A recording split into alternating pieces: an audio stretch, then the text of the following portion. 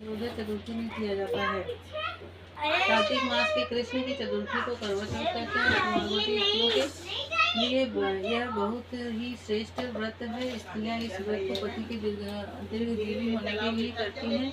इस दिन सुहागिन स्त्रियां चावल पीसकर दीवार पर करवा चौथ बनाती हैं, जिसे वर कहते हैं। इस करवा चौथ में पति के अनेक रूप बनाए जाते हैं और तथा सौभाग्य वस्तुएं जैसे चूड़ी, बिंदी, बिछुआ, मेहंदी और महावर आदि के साथ साथ दूध देने वाली गाय, तरुआ बेचने वाली कुम्हारी, महावर लगाने वाली नाइन, चूड़ी पहनाने वाली मणिहारी, 7 भाई और उनकी इकलौती बहन, सूर्य, चंद्रमा, गौरा, पाती आदि देवी देवताओं के भी चित्र बनाए जाते हैं। सुहागिन स्त्री को एक ही निर्जल व्रत रखना चाहिए। रात्रि को जब चंद्रमा निकल आए तब उसे अर्घ्य देकर भोजन करना चाहिए। पीली मिट्टी की गौरा बनाकर उसकी पूजा करनी चाहिए।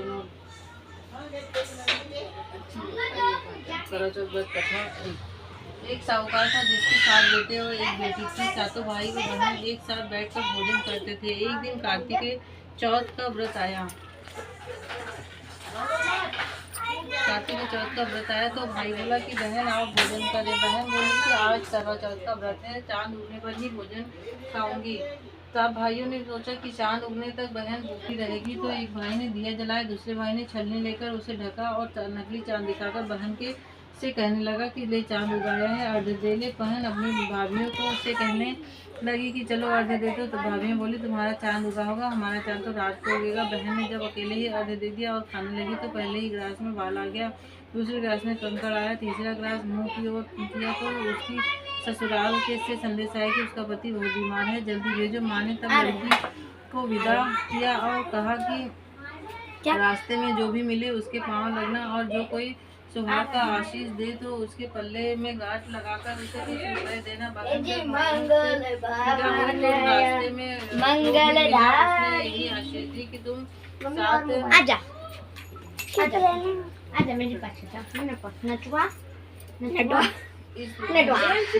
ये भी दो बेटा, क्या ये फल भी तो लगी तब भीतर तो सास ने कहा उसके पास जाकर उसकी सेवा के लिए बैठ गई। तब बाद में सास ने दासी के हाथ बची कुची रोटी भेजी। इस प्रकार से समय बीते बीते मृगशिर की चौथ आई तो चौथ माता बोली करवा ले भाइयों की तैयारी करवा ले। लेकिन जब उस चौथ में माता नहीं दिखलाई दी तो बोली ये माता आपने मुझे उजाड़ा तो आप ही मेरा उद्धार करोगी, आपको मेरा सुहाग देना पड़ेगा। तब उस चौथ माता ने बताया कि कौन से की चौथ आएगी तब वह मेरे से बड़ी है, उससे कहना वही तुम्हारा सुहाग वापस देगी। पौष की चौथ आकर चली गई, माँ की चली गई, फागुन की चली गई, चैत्र, वैशाख, ज्येष्ठ, आषाढ़ और श्रावण भादों की भी चौथ आई और यही कहकर चली गई कि आगे वाली तो कहना।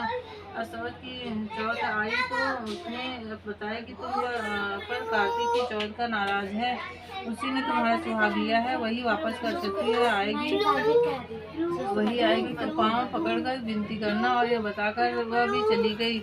जब कार्तिक की चौथ आई तो गुस्से में बोली भाइयों की प्यारी करवा ले, दिन में चांद उगाने करवा ले, व्रत खंडन करने वाली करवा ले, भूखी करवा ले। तो ये सुनकर ये चौथ माता को देखकर उसके पाँव पकड़ गाने लगी, हे चौथ माता मेरा सुहाग तुम्हारे हाथों में है, आप ही मुझे सुहागिन करें। माता बोली मेरे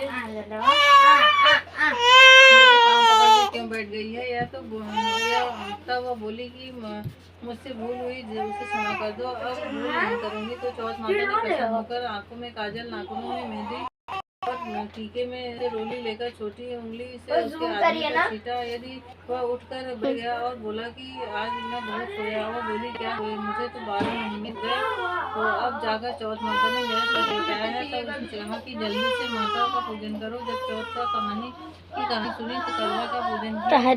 दोनों पति पत्नी चौपड़ खेलने बैठ गए और नीचे से दासी आई, उसने उन दोनों को चौपड़ से खेलते तो ससुर जी को जाकर बताया।